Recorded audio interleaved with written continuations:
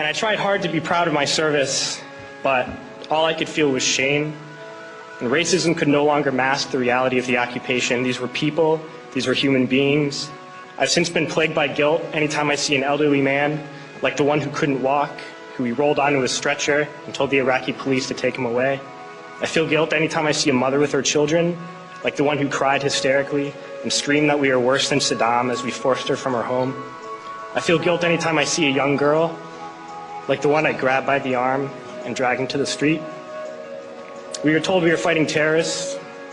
The real terrorist was me, and the real terrorism is this occupation.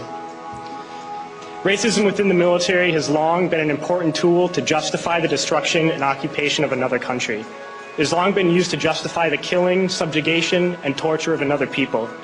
Racism is a vital weapon employed by this government. It is a more important weapon than a rifle, a tank, a bomber, or a battleship. It is more destructive than an artillery shell, or a bunker buster, or a Tomahawk missile. While all those weapons are created and owned by this government, they are harmless without people willing to use them. Those who send us to war do not have to pull a trigger or lob a mortar round. They do not have to fight the war, they merely have to sell the war. They need a public who is willing to send their soldiers into harm's way. They need soldiers who are willing to kill and be killed without question. They can spend millions on a single bomb, but that bomb only becomes a weapon when the ranks in the military are willing to follow orders to use it. They can send every last soldier anywhere on earth, but there will only be a war if soldiers are willing to fight. And the ruling class, the billionaires who profit from human suffering, care only about expanding their wealth, controlling the world economy. Understand that their power lies only in their ability to convince us that war, oppression, and exploitation is in our interest. They understand that their wealth is dependent on their ability to convince the working class to die to control the market of another country. And convincing us to kill and die is based on their ability to make us think that we are somehow superior.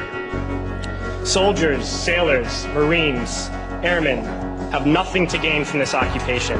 The vast majority of people living in the U.S. have nothing to gain from this occupation. In fact, not only do we have nothing to gain, but we suffer more because of it. We lose limbs, endure trauma, and give our lives.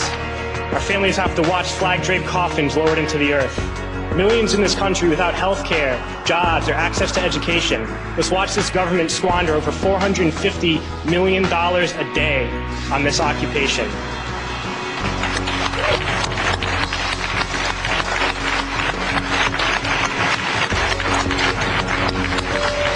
Poor and working people in this country are sent to kill poor and working people in another country to make the rich richer.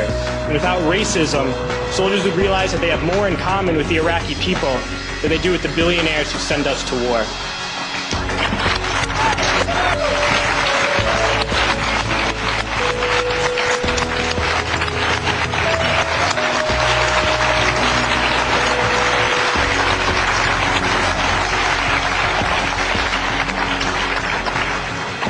I threw families onto the street in Iraq, only to come home and find families thrown onto the street in this country, in this tragic and unnecessary foreclosure crisis. We need to wake up and realize that our real enemies are not in some distant land.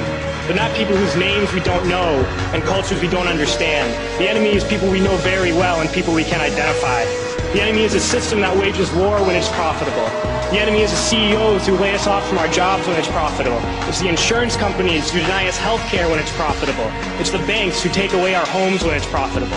Our enemy is not 5,000 miles away. They are right here at home. If we organize and fight with our sisters and brothers, we can stop this war, we can stop this government, and we can create a better world.